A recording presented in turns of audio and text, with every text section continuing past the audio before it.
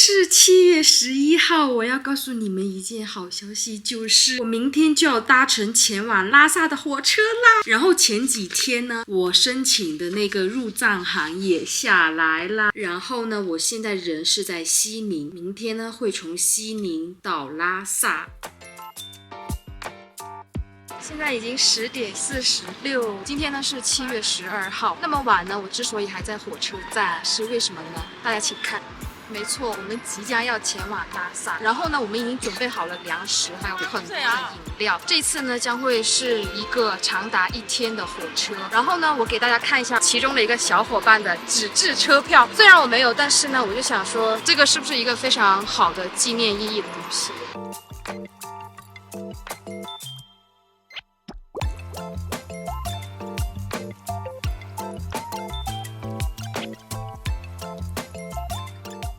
好啦，已经正式进入这个火车的软卧，这个是我第一次坐这种绿皮火车。然后呢，很幸运的是跟别人换到了上铺，因为我的票呢是跟其他3个小伙伴呢是不一样的。给你们看一下，我的行李箱刚刚好可以放在这儿，稍微大一点的话呢就放不了啦。这里就是一个镜子，现在已经是11点半，快12点了。今天晚上这个是我的床，好开心啊！突然发现一个问题，就是它的这个床呢是没有那种像小楼梯一样可以爬上去，所以呢我正在苦恼我怎么爬上去。然后呢我就发现这边呢有一个可以脚踩上去的地方。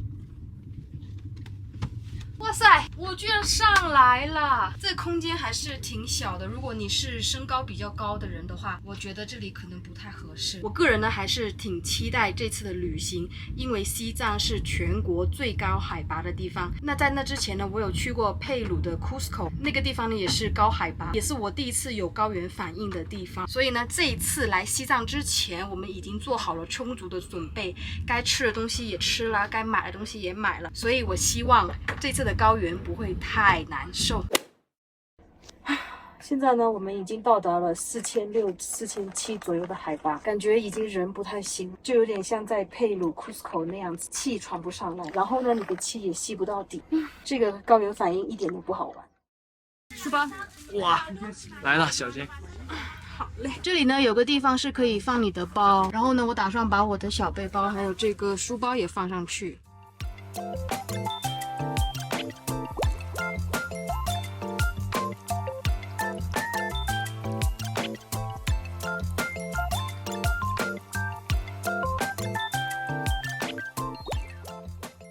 早上好，现在呢我刚起来，然后洗漱完了。这个火车呢在今天早上的5点55就停靠在了格尔木，然后那个时候呢是很吵，因为大家都出来嘛，加上就是有广播的声音，就是在那个时候呢我就彻底的清醒了。其实昨天晚上我也没有说睡得很熟，但是我的确睡着了。大概今天早上的6点多7点钟就有餐车这边来回走动，所以呢整个环境的噪音是非常的大，加上不知道你们能不能看到外面的路呢，就是在开的时候，就是你在躺下来睡觉的时候，你会感觉到很摇晃，非常的不稳。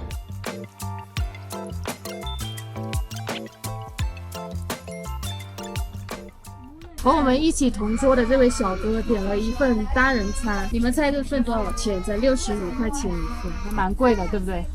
好吧，原本呢是要在餐厅里面吃的，但是呢，由于是我们自己自带的食物，餐厅不让我们坐那边吃，被赶出来了。我现在坐在这个走廊的椅子上面，等那个自热火锅开了之后就可以吃了。现在来看一下我的黄焖鸡饭到底怎么样？还不错，这还蛮香的。可以，你们看我在这个狭窄的空间里面吃。大家看，我们买这个旺仔小馒头，它的包装已经膨胀起来了，就是因为这个高反应，还可以吃吧？坐在这个椅子，边吃旺仔小馒头，边看车窗外的景色，绝！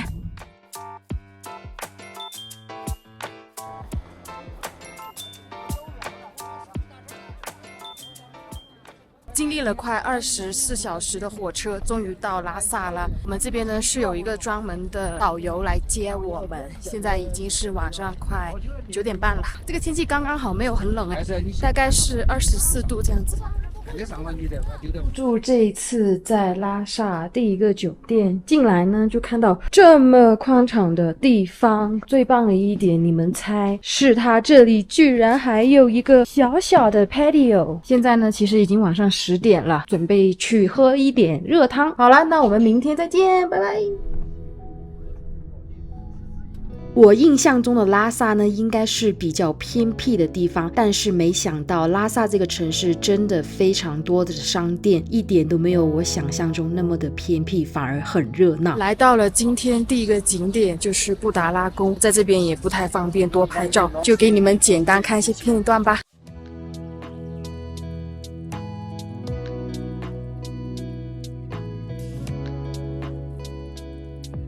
我现在排队准备进去。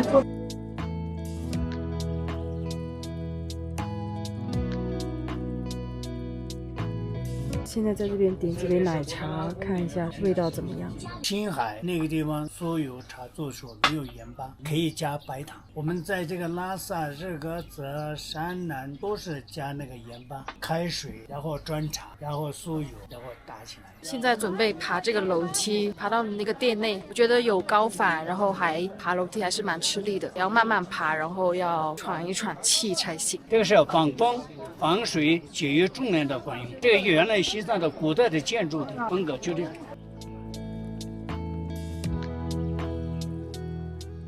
这个呢是进入店内最后一个拍照的地方。现在呢来到了第2站，就是八廓街，也是这里最热闹的商业街。然后呢这边也有很多那种纪念品小商店，一会可以看一下。然后准备吃个饭，吃完饭之后呢再去看个大昭寺。来到一家导游推荐的餐厅，它的名字叫拉萨厨房。这个应该是中西式结合的吧。我们点的是咖喱牛肉饭。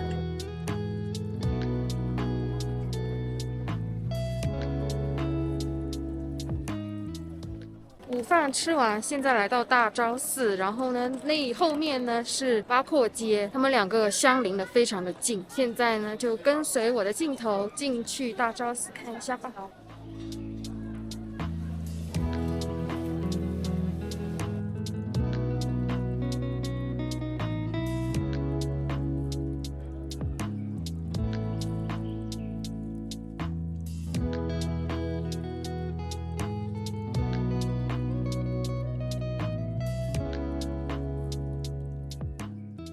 大家早上好，现在呢是早上的9点50，我们来到了哲蚌寺，西藏这边3大寺庙之一。他修建那个哲蚌寺，他转经说，他到的这个地方，全世界上的人类平安、快乐、长寿、健康。导游说，这个呢就是僧人住的地方。绝对是一个非常耗体力的一天，比昨天要爬的阶梯还要多。又来一个非常陡峭的楼梯，抓了这个牛皮做的绳子。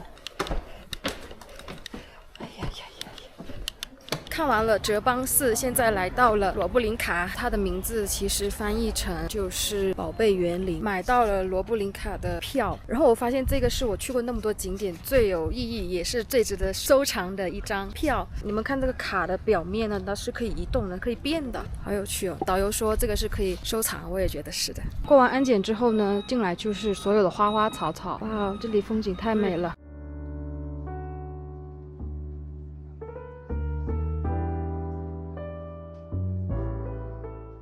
这几天在西藏去的这些地方呢，都是室内没有办法拍照，所以呢就是没有办法拍很多的片段给你们，只能拍一下外景啊、外观啊这些样子。现在呢就是在这个罗布林卡，它这边呢是不会缺氧，因为这里到处都是植物。其实还是得要租个车，像这样的车，不然你大热天走路的话真的是非常的难受。这一大片的花，加上这个天空，好美哦！哇，你们看最中心的这一个喷泉，还有围绕它的花，好好看啊！现在呢，来到一家麦当劳，想来试一下这边藏式的麦当劳怎么样。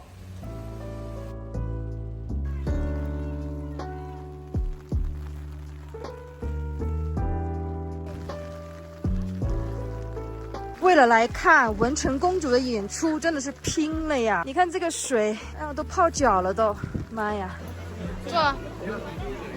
我们这是订的是 VIP， 它不仅是有浴床，还有矿泉水，最主要的是还有军大衣。你们看，就跟一个大胖子一样的身材。而且这里天气非常的冷，所以呢，有一个非常保暖的外套很重要。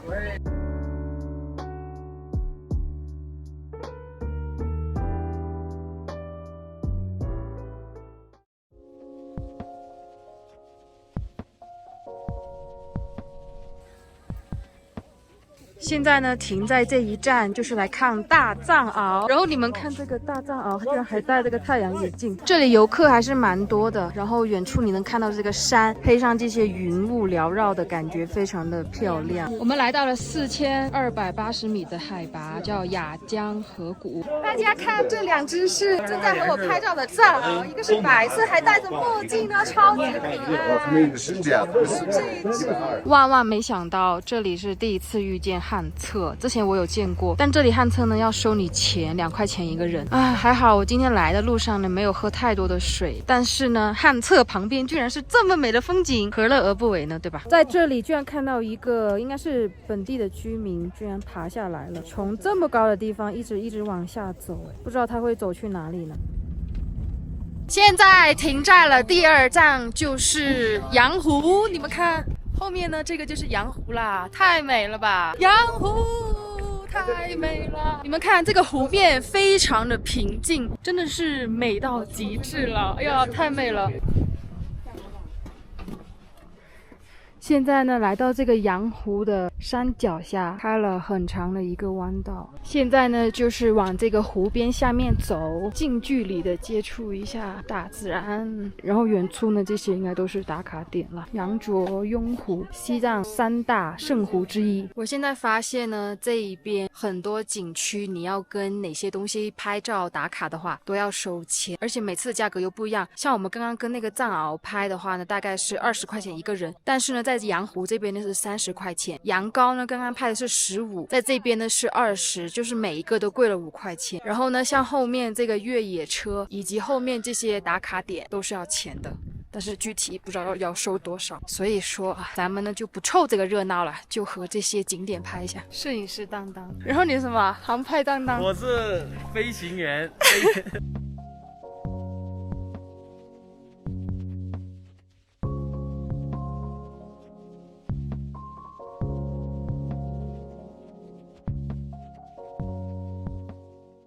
感觉这一家拉萨餐厅和我们第一次在那个八廓街吃的差不多，有中餐、西餐，还有藏餐。木有图片，只能靠我们想象了。点完餐了，3个人点了3道菜，2碗汤，还有3杯柠檬茶。尝一下这边的当地餐，和我们上次在八廓街吃的有什么不一样？吃完午饭，现在来到了卡若拉冰川。你们看，其实它那个冰呢，还有最后一点点，但是它大部分已经融化了。然后呢，这边的海拔大概是5000多米，现在呼吸是有点难受了。所以说，有些景色还是早点来看会比较好，不然你再过10几20年，顶峰这些白色的景色全部都给化掉了。然后现在天气稍稍有一点点小下雨，但是呢，不影响整个体验，只是感觉呼吸上来有点困难，感觉气很短，有点闷闷的。现在呢，中途又停一个站，你们看我眼前是什么？是一大片的油菜花田地，黄油油的一片。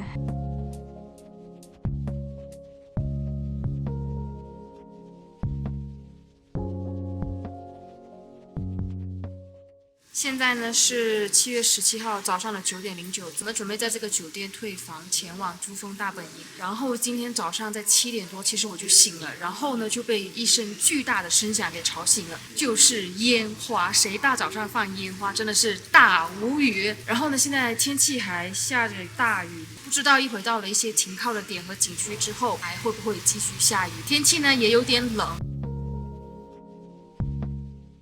经过了1-2个小时的车程，终于来到了一个石碑前面。刚刚就是上了洗手间，对于我来说最大的挑战呢就是洗手间，因为这里全都是旱厕，外面呢微微下雨，所以就在这边看一下，拍一下照吧。现在来到了海拔5248米的地方啊，感觉呼吸的确是有些不一样了。现在很多人在这个石碑面前打卡拍照，这个石碑上面呢就是叫珠穆朗玛峰国家级自然保护区。感觉人在这个海拔高度上就已经有点点的不行了，而且呢，我们今晚会住在珠峰大本营，这里是住1个晚上哦，不是来这边只看个10几分钟、20分钟的景点，而是住1个晚上，所以看一下今晚的反应会是怎么样的。现在感觉人轻飘飘的，还好呢，我们在出发前，导游让我们买了2个非常大的氧气罐，一共是1400，一个就700块钱，而且还是租赁来的氧气罐。我们现在要继续往上爬了，好多人呐！怎么这么多人？你去问一下这个人是不是旅游的时候顺便开个越野车来卖咖啡。帅哥，你是旅游边卖咖啡吗？对。哇，这样。哇，好酷哦！这好酷。昨天是拉萨餐厅还是厨房，今天来到了拉孜厨房。哎，估计都是一模一样的菜了。看一下，好看。你看我做了一个什么手势？木。天哪，我们同行的小伙伴指甲变紫了，缺氧的现象。我们刚过完安检，准备就上山了。给你们看一下这个地图，你们看这个地图上面是不是3路18弯，跟一条蛇一样？导游说这是有108个弯道，不敢想象这个司机的技术要有多好。现在呢，到这个珠穆朗玛峰国家公园的门口，刚刚买好了票，现在准备过个安检。你们看到远处的这些弯道吗？我们刚刚就是这么上来的，真的是车坐的都要吐了，人也非常的晕。我们这位小伙伴非常的英勇啊，尽管自己是我们4个人里面血氧最低，指甲都紫了的情况下，他还挑战爬下去。现在就轮到小陈做挑战了。其实我之前去 Cusco， 它的海拔也就3600、3700吧，但这里真的是很高了，吓死我了！真的，这个很容易滑，这个石头太多了，小碎石。现在开车已经抵达了这里珠峰的地方，然后我们现在暂停一个站。你们看我身后这个弯道呢，就是我们刚刚开车上来经过的，真的是3路18弯。我自驾了那么多次，去过那么多国家，这个是我目前见过最绕也是最头晕、最让人生理不适的一个车道。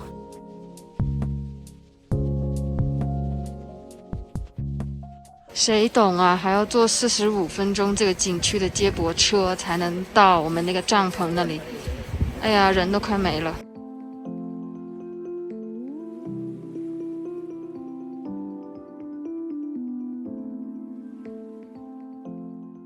历经了45分钟的车程之后，来到了帐篷啊，这个呢就是今晚要住的地方了。这是我们的帐篷吗？对呀。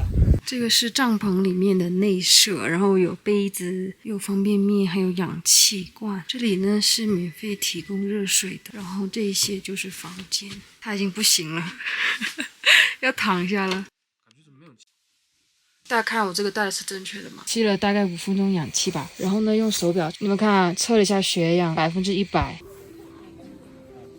这边有一家天上西藏主题邮局，可以写明信片，打算晚一点过来看一下。这里还蛮多人的呢，看起来大家精神都很好啊，都排起队来拍那个著名的石碑。你看大家都在这边排嘛，然后呢我刚刚走到这里来拍，因为这边呢是没有人排队的，只有这一处是很多人排队，所以说如果你想要打卡什么什么点，借用错位去拍这个石碑。刚刚我不是拍了一个纪念碑嘛，但是没想到这一圈的人都是在排队前面那个你可以躺下来，也可以坐下来，也可以站在上面什么的，就很多人排队。然后呢，我发现这种小石头上面都有大家刻着他们的心愿。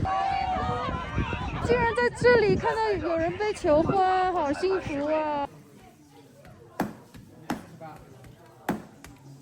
能在帐篷这个地方5000多米的海拔上能吃到热腾腾的面，真的要感谢这位美女，谢谢。我要来记录一下，在这5000多米的海拔里，大家跳着最野的蹦迪。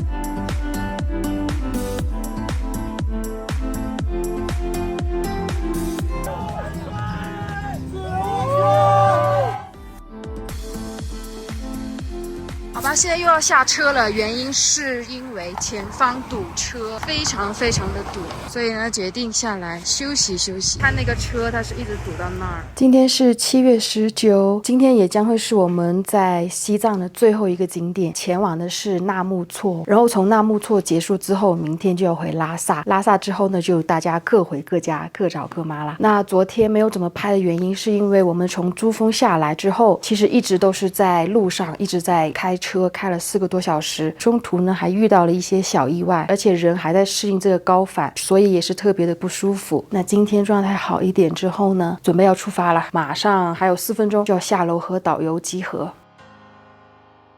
我们今天呢是前往纳木错的路上，然后现在停车停在一个湖的前面，停20分钟来拍拍照休息一下，因为这个车开的路实在是太陡了，而且似乎没有防震效果，屁股都坐痛了。阳光很好，就是稍微有点冷，所以呢我们就这边看看风景，感受一下天气。这样潜能让他多打点洞。他用石头把人家洞给埋住了，那出不来怎么办？哎，看这旁边就有一个。哦，那他从这出来，把这个压走。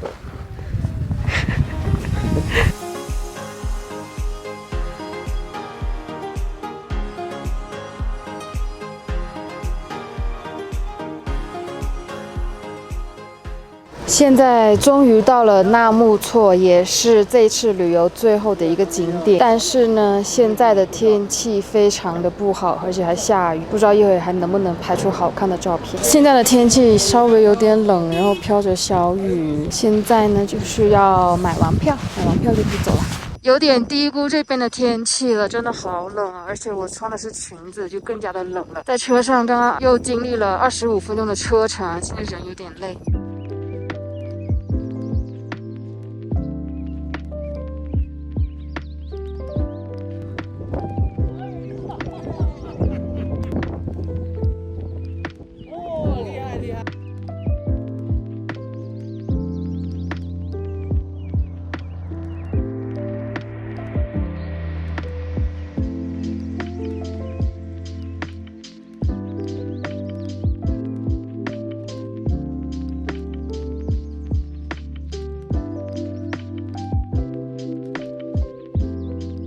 在路边上遇到了一条狗，但是它的毛怎么是长这样子的，像一只线条小狗。哇，它这个牛角还是弯的，好酷哦！走到同类了，他说是谁在呼唤我？谁懂啊！原本看完纳木错湖，开来酒店只要15分钟，结果堵了1个多小时，就是因为附近有那个赛马比赛，而且是1年1次，真的是堵到怀疑人生。现在呢，导游在帮我们登记，然后一会儿就随便吃一点，因为呢这里其实是一个小县城，没有任何比较好的餐厅，所以就只能吃一碗面，或者是找找看有没有其他比较好一点的东西吧。正式入住酒店了，给你们看这个房间的装饰，是不是有一种那种风格，就是年轻人不会选的风格，看起来有一些诡异哦。我们4个人是把自己的背包和行李箱扛上来，因为它这个酒店实在是太老太旧，没有电梯，只有楼梯。哎呀，现在呢，把行李放一下。